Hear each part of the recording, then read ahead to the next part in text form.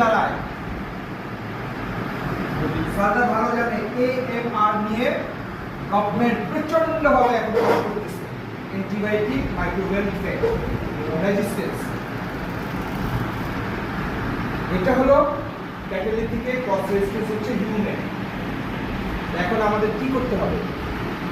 3 দিন যদি অ্যান্টিবায়োটিক শুরু করে, একদিন পরে ভালো হয়ে গেলেও দ্বিতীয় এবং তৃতীয় দিন তাকে ডেকে ডেকে অ্যান্টিবায়োটিকটা করাই নিতে হবে, অথবা আমাদের সকলের জন্য বিপদ। আজকে হয়তো জানেন না বাংলাদেশে বিভিন্ন মানুষের অ্যান্টিবায়োটিক কিভাবে রেজিস্ট্যান্স হয়েছে। লাস্ট 2 মাস আগে আমার ওয়াইফের জ্বর কমে 14 দিন সে অসুস্থ ছিল, ইউরিন ইনফেকশন ছিল। ডক্টর সাহেব যখন ব্লাড টেস্ট করালেন, তখন ব্লাডের সেন্সিটিভিটি টেস্ট করলেন বিভিন্ন অ্যান্টিবায়োটিকের।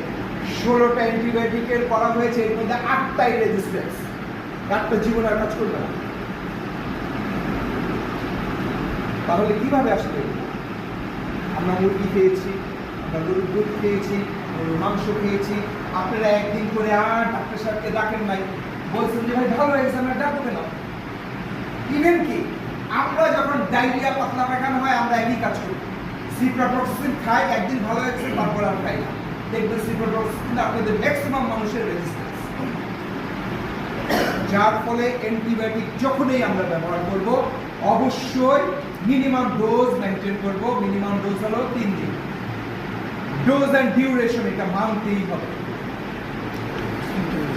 যেহেতু আপনারা খামারি ফার্মার্স, সেহেতু আপনাদের অনেক বড় একটা ভূমিকা আছে। যখন আমরা ডক্টর সাহেবদের সাথে কথা বলি, তখন কিন্তু এরকম একটা প্রশ্ন আসে, খামারি ভাইরা আমাদের দ্বিতীয় দিন ডাকে না, ইনজেকশন করতে দেয় না বা ট্রিটমেন্ট দেয় না। যার ফলে আমরা অবশ্যই এনিমেলের ব্যাপারে যখন অ্যান্টিবায়োটিক ইউজ করব, চেষ্টা করব এবং অ্যান্টিবায়োটিক 3 দিন মিনিমাম ব্যবহার করব।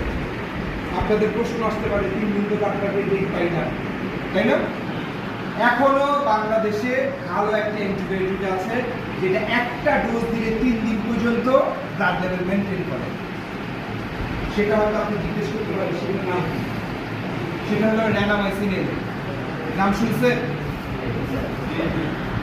72